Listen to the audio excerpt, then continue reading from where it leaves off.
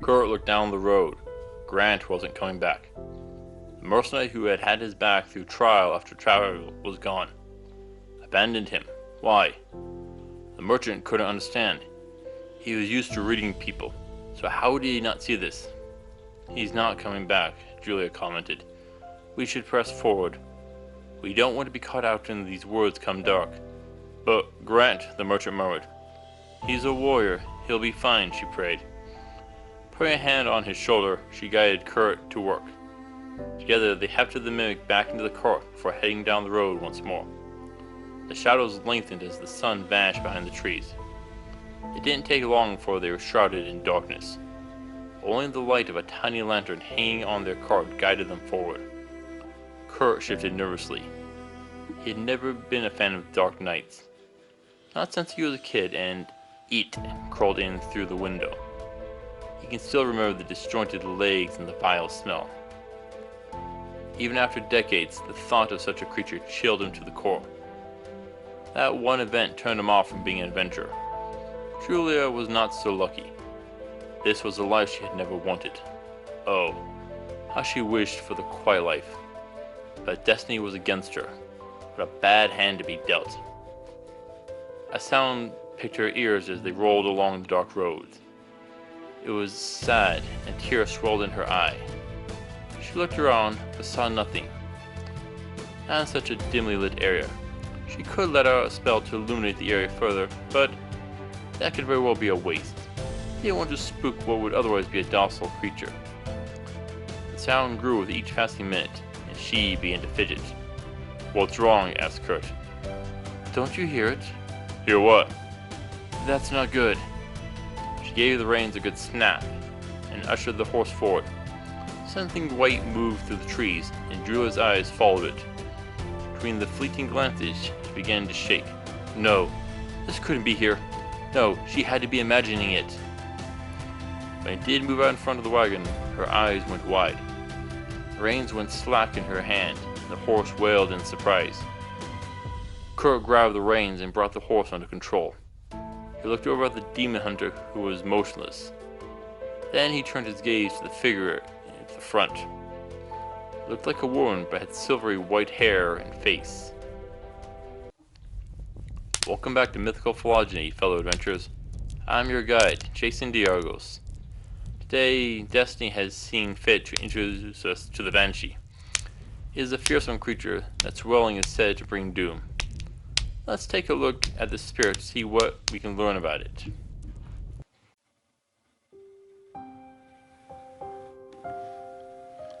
The Banshee hails from Ireland.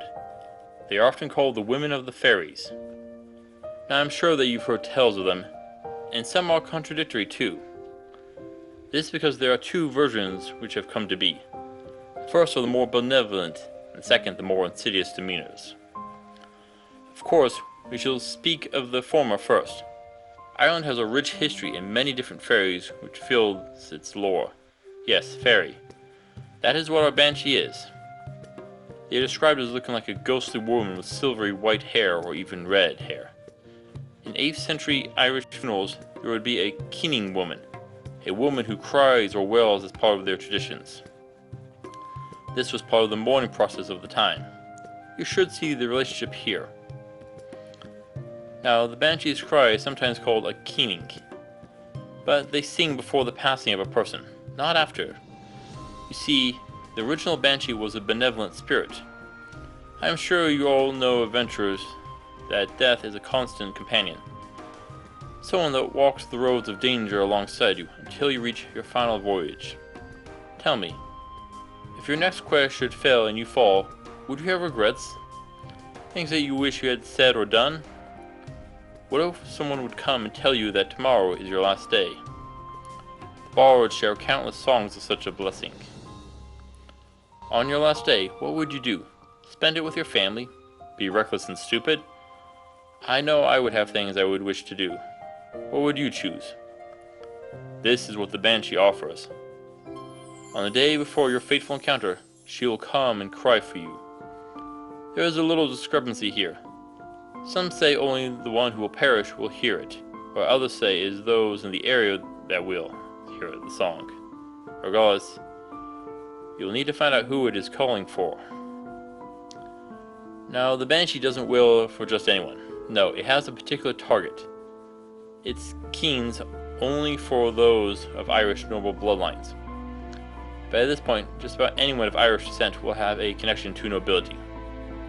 Finally, that brings us to the second type of Banshee, those that came later in time. After the coming of Christianity to Ireland, there was a change in how many creatures of folklore were viewed. As Druidism faded, the old beliefs changed. Banshees began to be told a more sinister nature. This is what you probably fear more. These ones will kill and murder with their cries. How? That is our question. Well, loud sounds can damage your hearing, but could it kill you? In theory, yes. If the sound waves are able to disrupt your blood flow, then it could kill you. After all, using sound to move water is pretty easy. Just fill up a bowl of water and talk at it. But at that point, the cry will probably cause other issues. Or it can be a little more creative and direct. We could also pull this off by creating a series of small blood clots and ruptures in the capillaries of the circulatory system. From there, you can create a stroke in the brain or an embolism in the lungs. The Banshee needs to survive its own shrieks. This means we'll need to do a few things. Their crying can last for a while, far too long for a single breath. When I spoke of the griffin, I talked about the bird's respiratory system. We will need something similar here, but more refined. If we allow the Banshee to breathe and wail at the same time, it can hold the cry indefinitely. This means having the nasal and oral larynx cavities be separated clear to the lungs with no overlap. It also would prevent choking. The second thing to look at is their own body. It will need to be designed to withstand its own voice. First, its capillary system will need to be able to survive the vibrations and force from its cries. Improved elasticity should help. The ears are a big issue. If the Banshee has ears like a human, it will rupture instantly. This means the Banshee will need to have a way to completely disable its hearing system. Fully closing or rolling up the eardrums is one option. Of course, a simple curse could just as easily be woven into the cry. From there, you have a wide variety of spells you can weave in. Just like a bard. One that stops the heart being the most likely. A final question we need to address is, how is it senses death? Banshee can sense the strands of fate that bind the lives of all those around us. This is a divine form of magic that is innate to the Banshee.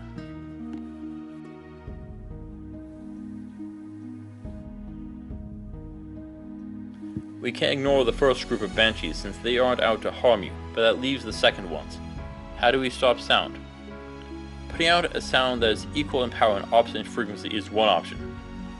I doubt that you'll need to fully counter the sound, but only weaken it enough to survive. Now, you'll have trouble doing this without magic. Potentially a mage or a bard may work to counter the wailing. Yet, there may be another option. Sound weakens with distance. That means the Banshee's cry will have a limited effective distance.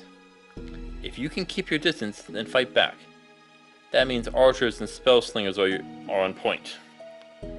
Banshee can be bested by most attacks. Physically, they aren't too much stronger than a human, but it is their magic that matters. They are susceptible to decapitation as well, but to do that you'll need to get close. How are you going to do that? If it is just the sound which is damaging, not the hearing aid, it wouldn't work. Sound waves will still pass through your body and affect your lungs and brain. Earmuffs aren't going to stop that.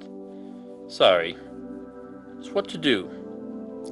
Sound-based attacks are an omnidirectional area effect attack, but it isn't even the whole way through. There is a focal point directly in front of the Banshee, and a weakness behind. If you want to use a sword, you want to get to behind it. A sneak attack right there is what you need. Another option is to find an area where the natural acoustics will disrupt the attack. What do I mean? Have you ever looked at how a theater is designed? It is designed to focus the sound up to the audience. So what is another option? A place which will absorb the sound waves. Look at a recording studio. Their paneled walls are designed to prevent the sound from bouncing and reducing the echoes. A closet could work in a pinch. If you can rig a place like this, you should have the advantage. This changes if there is a curse hidden in the song rather than just the acoustic attack. You want magic resistance potions and arcane armor. Magical enhancements that will bolster yourself. If a curse is laid on you, you want someone who can dispel it. Your healer will need to be quick. Can't let curse take root. Yeah, I would prefer to not fight it. I mean, it only takes one cry for it to kill you, and it can scream instantly. How long will it take you to cast your spell? Or get in close with your axe? The best option here is to not fight the Banshee. If you know that you are facing a Banshee, stealth first. Sneak in and fire an arrow. Pierce its heart and finish the fight in an instant. But that isn't going to go so well. Remember, the Banshee can sense the strands of fate? That means sneaking in on them will be difficult. Unless your fate is fluctuating, it will know that you are coming. Sorry, but stealth is going to fall apart here. Though there is a question. If the Banshee is singing for you, can you change your fate? Say you are going to undertake a dangerous quest, but you hear a Banshee. Do you go or you stay? If you go, you'll be mauled by a monster. But if you stay, maybe you'll be run over by a cart or your house collapsing on you. There is no way to know what would happen. It's quite the conundrum to say for sure. Tell me, what would you do in such a situation? Banshee is a dangerous foe to say the least. It may only have one real attack, but that attack is nearly unavoidable. They are a serious threat, thus I give them an 8 out of 10 for difficulty. Thankfully, they are rarely hostile.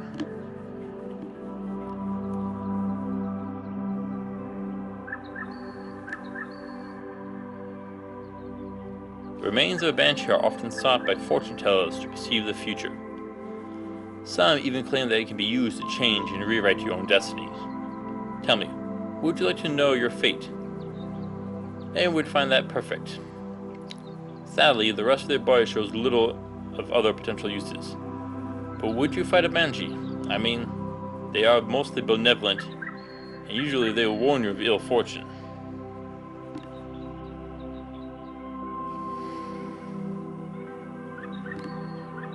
Kurt looked ahead at the silvery figure and back to Julia. Neither was moving. He fished around for something to defend himself with, but all he found was Julia's hand. She gripped his fingers tightly. Her hand was cold. Kurt looked sideways at the woman's. Tear flowed down the woman's face. His lips whispered a question. What is it? What is it? He repeated. What is it? I am going to die, she cried. What? The merchant scrambled. He won't attack the creature, but it just floated away. The woman began to tremble and sob. She sobbed, and nothing the man did would soothe her. In the dead of night, the two travelers found themselves stopped with their path forward obscured. The Banshee is an interesting creature, and one to be wary of. Thanks for watching, fellow adventurers. Please return next week where our path finds the giant spiders. Until then, safe travels.